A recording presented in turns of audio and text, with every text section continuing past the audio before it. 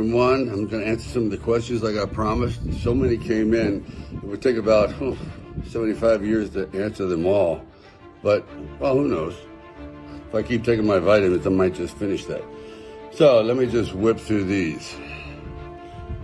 Have we seen the last of Rocky? Well, I believe in the film Creed, that's possible, yes, but I never say no to Rocky because I have a couple of ideas, but I'm not so sure because they don't really involve the ring as much as they should, and I'm not so confident that'll be exciting enough for the audience, but who knows. Are you writing a book? Actually, I'm starting one pretty soon, pretty much about the journey of getting here and trying to stay here and not staying here and then coming back. It'll be interesting. Why the tattoo? Well, a long time ago I was training with Franco Columbu, who was Mr. Universe, for Rocky II, and we got into this bench pressing contest, not my idea, his, and I tore my entire pec off. It was very, very severe. So they sewed it back together, big 60-inch scar, 60-stitch scar, but they did it in a twisted way, so it didn't show until maybe 10 years later that all these veins started coming out, and then they got as big around as my pinky finger, so they're pretty rough looking. And I went out and just decided, no, I don't want to see. Actually, you can see it a lot in the last Rocky Balboa. That was pretty bad. So I decided just to have it covered and kind of camouflage it. Then one thing led to another, then another, then another. But the origins were covering up an injury. Who's the favorite actor to do a fight with? Well, I love doing it with Dolph. The most intriguing one was with Hulk Hogan, because you know, a guy that's 305 pounds and could move like that. It was amazing.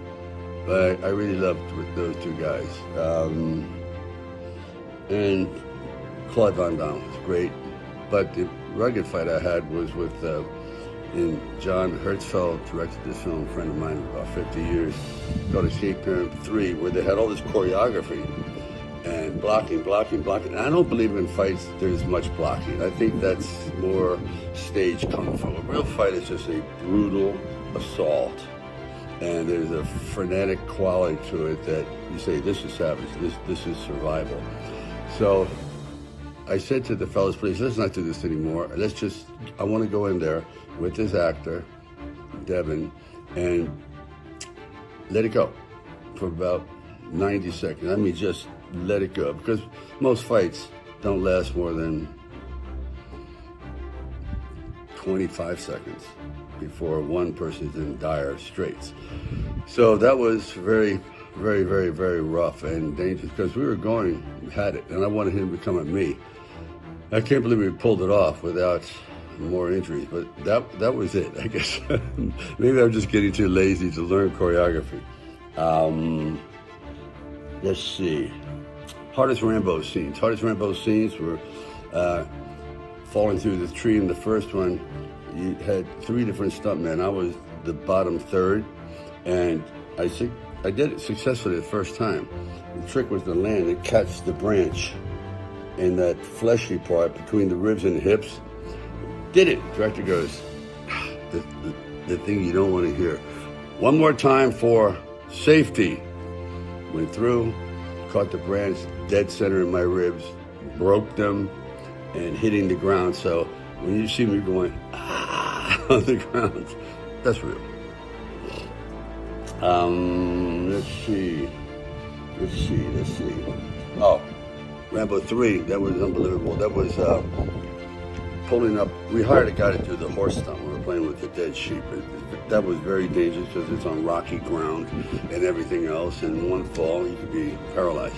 Anyway, for some reason, he couldn't do it. This guy could ride upside down, do spinning tricks, everything on his head. So I ended up doing it, and that was the nail biter. That was it. And also running in front of a tank and laying down and let it roll over you and then grabbing the bottom.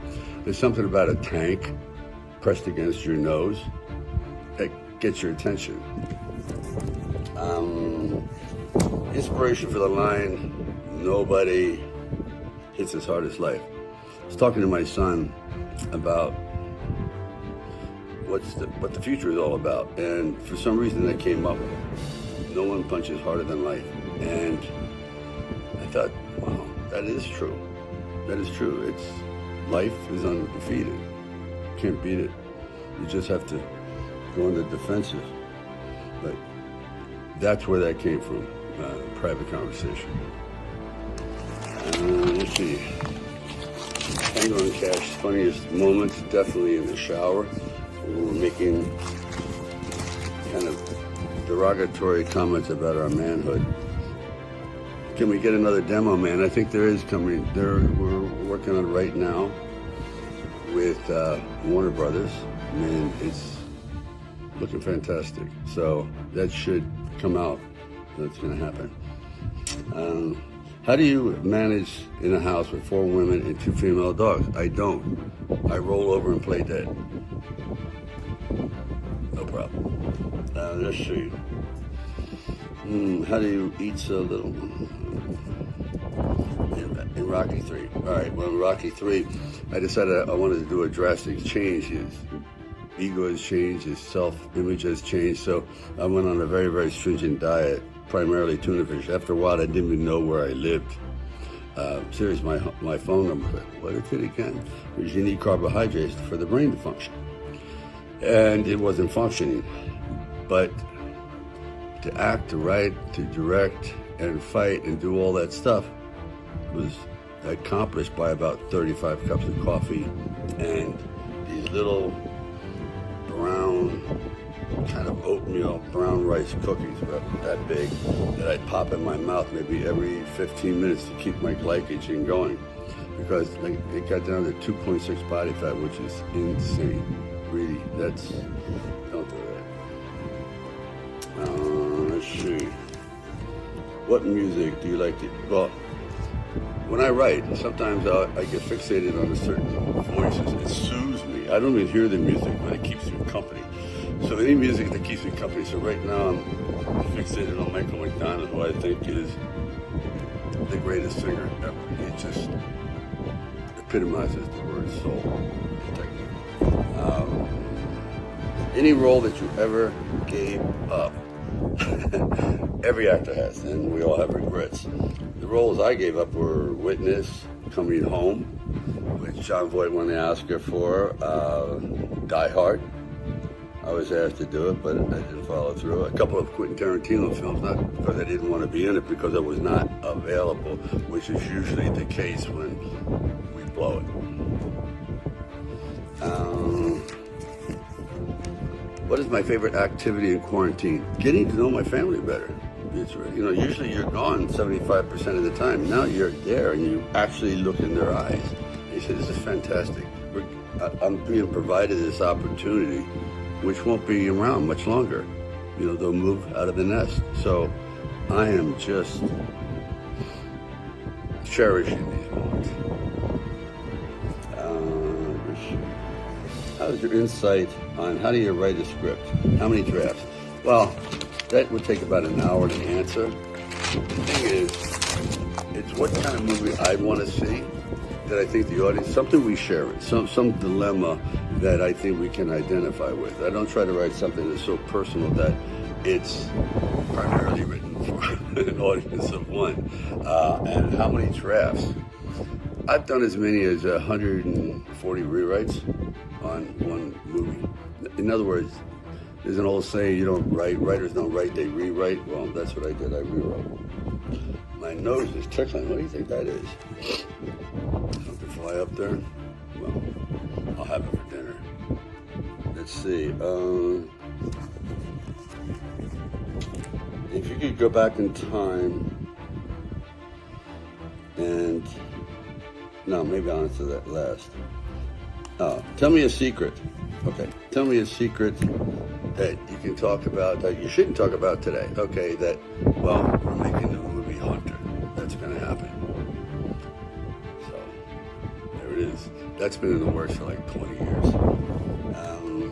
Okay. tell me about the painting process. Well, I won't belabor this because, again, it's very, very personal, what floats your boat. So the painting process is I go in there realizing the first 5 paintings are horrible. They're going to be horrible. I accept that.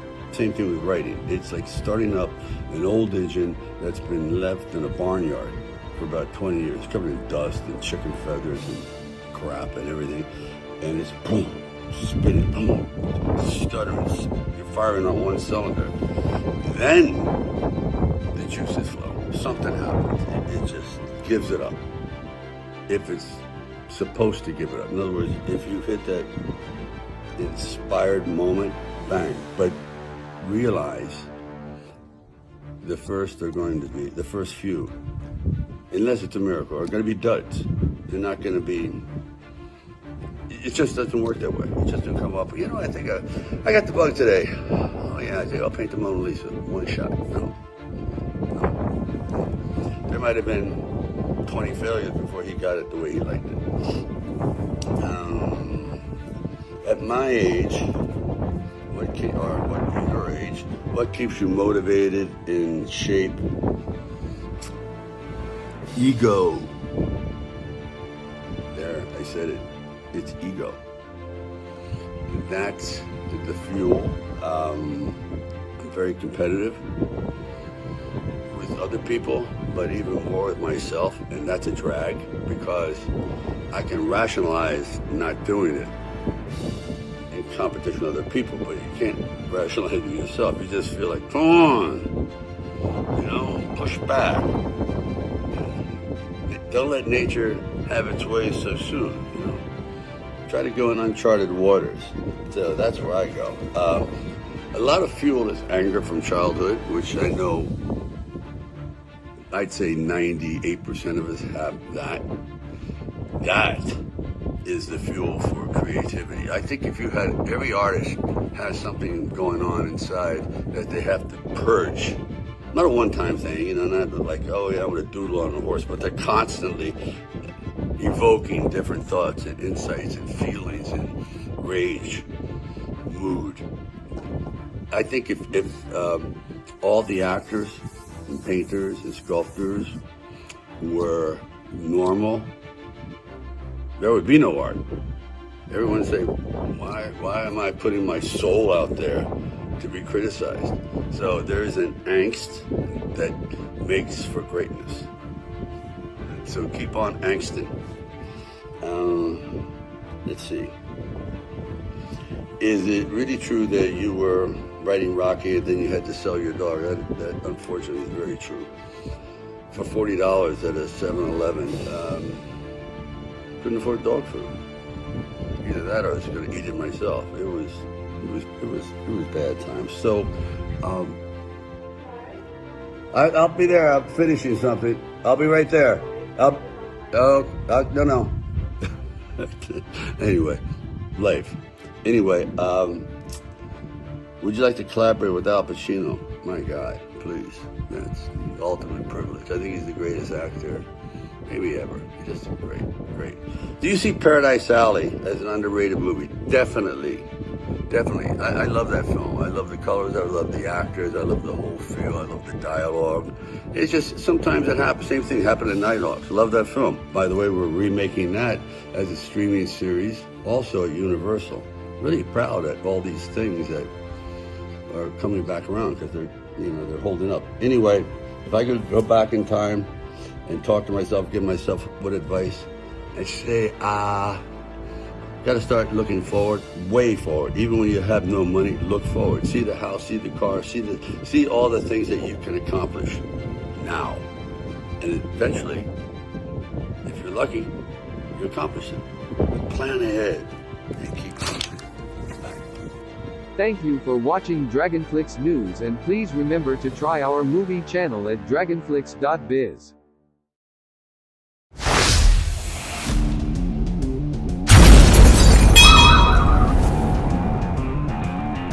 Dragon Micro-Budget Studios brings you a new concept in movie watching on the small screen, containing some of the world's most interesting films by cinema's biggest talent, which will be shown and added to on a monthly basis. As a subscriber, you will be able to receive free stuff and learn from the various tutorials and equipment reviews that will be uploaded at Dragon.